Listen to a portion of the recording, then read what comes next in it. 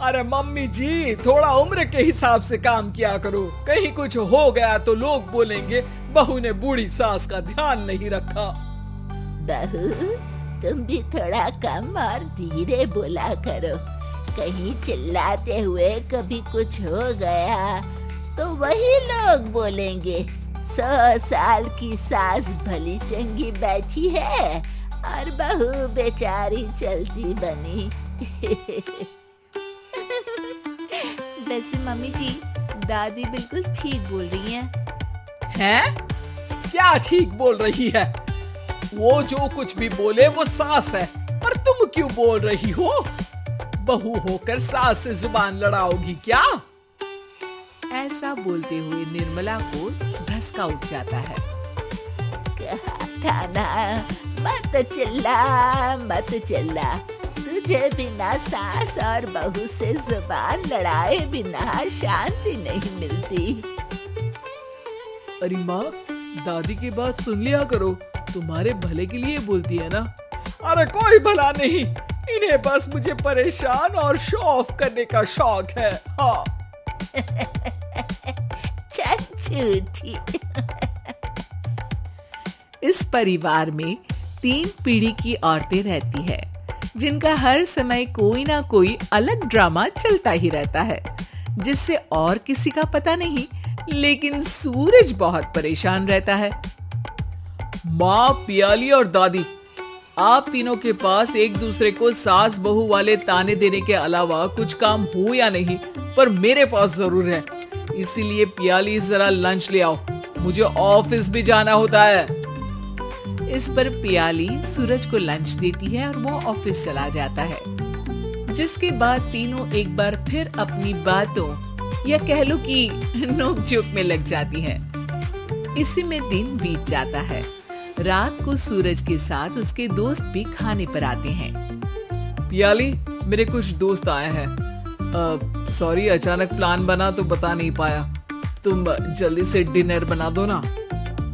अरे वाह रे, आलसी माँ की आलसी बेटी। पहले बिना बताए दोस्तों को घर ले आओ, फिर बोलो जल्दी से डिनर बना दो। इतनी जल्दी है तो खुद बना लो। अरे माता, सब बाद में दिखा देना, अभी खाना बना दो ना प्लीज। ऐसा बोल के सूरज दोस्तों के पास जाकर बैठ जाता है और पियाली डिनर की टेंशन में अपनी सास के पास पहुंच जाती है, जो अपने कमरे में आराम कर रही होती है। मम्मी, सूरज अचानक दोस्तों को घर ले आए हैं, क्या करूं अब?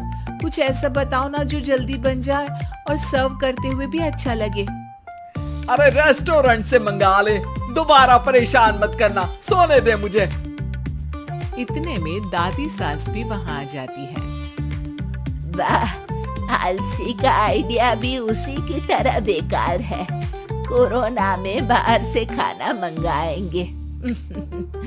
बहू, तुम सो ही जाओ, वही काम अच्छे से कर सकती हो। चल पियाली, मैं बताती हूँ क्या करना है। इस पर दादी सास पियाली के साथ मिलकर सारे मेहमानों के लिए खाना बनाती है, जिससे उन्हें ज्यादा मेहनत भी नहीं करनी पड़ती और सबका पेट भी भर जाता है।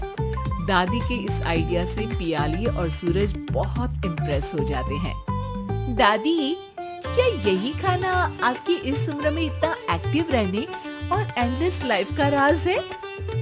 वैसे दादी ने आज तक राज किसी को बताया नहीं। इन्होंने ससुर जी तक को नहीं बताया, तभी तो वो ऊपर पहुंच गए और ये अभी तक यही है।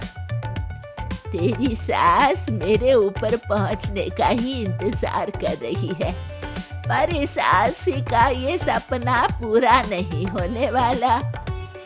क्यों जी, अमर होने का वरदान लेकर आई हो क्या? अमर का पता नहीं, पर लगता है तुझसे लंबा जरूर जी लूंगी। इससे पहले कि दोनों सास बहू में कोई बहस शुरू होती, पियाली बीच में बोल पड़ती है। ठीक है, आप दोनों लड़ क्यों रही हैं? हम तो चाहते हैं कि आप दोनों हमारे साथ हमेशा रहें। पियाली की बातों पर दोनों शांत हो जाते हैं और उनकी लाइफ पहले जैसे चलने लगती है, जहां दादी सुबह जल्दी उठकर कुछ न कुछ काम करते हुए पूरा दिन बिताती है तो वहीं निर्मला और पियाली लेट उठने से लेकर धीरे धीरे आलस में काम करना और जब मर्जी सो जाने से अपना दिन बिताती हैं। एक दिन निर्मला की सहेली उनके घर आती है। अरे क्यों रे निर्मला, कैसे चल रही है जिंदगी? सब बढ़िया, बस ये बुढ़िया ऊपर जाए तो ज्यादा अच्छा होगा। अरे ऐसा क्यों बोलती हो? तुम्हें तो उनसे सीखना चाहिए, वो बहुत फुर्तीली हैं। मैं उन्हें रोज मॉर्निंग वॉक करते हुए देखती हूँ और वहीं तुम और तुम्हारी बहू है जिन्होंने शायद सुबह का सूरज आज तक देखा ही नहीं होगा। सहेली की बात सुनते ही निर्मला भड़क कर चिल्लाते हुए पियाली और अपनी सास को वहां बुलाती है, जिनके साथ सूरज भी वहां आ जाता है और ये सब देख सहेली वहां से चली जाती है। अरे सासू माँ, आपको हमसे क्या दिक्कत है? अब तो मेरी सहेलियां भी आपकी वजह से मुझे ताने देने लगी है। मम्मी जी, कुछ तो लोग कहेंगे, लोगों का काम है कहना, आप इग्नोर करो ना। अच्छा वैसे महारानी, वो तुम्हें भी वही सब बोल रही थी? है? मैंने क्या किया? अरे किलस क्यों रही हो? अब तो समझो और अपना लाइफस्टाइल सुधारो। ओ मोरी मैया, अब हमारा लाइफस्टाइल भी खराब हो गया क्या? आपका तो हाई फाई है ना, बस उतना ही ठीक है।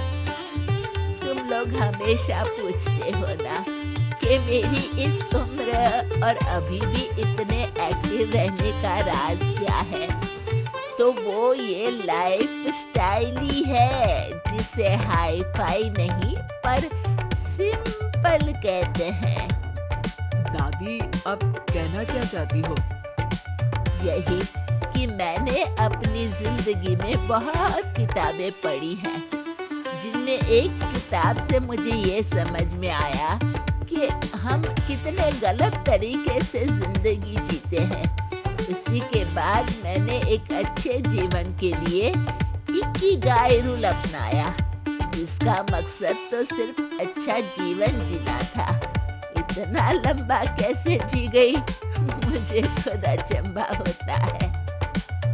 ओह, तो मतलब आप मुझे परेशान नहीं करती थी? वो तो आप करती हैं। वैसे ये इकिगाई क्या है? थोड़ी रिसर्च खुद भी कर लो आलसियों, सब मैं ही बता दूं क्या?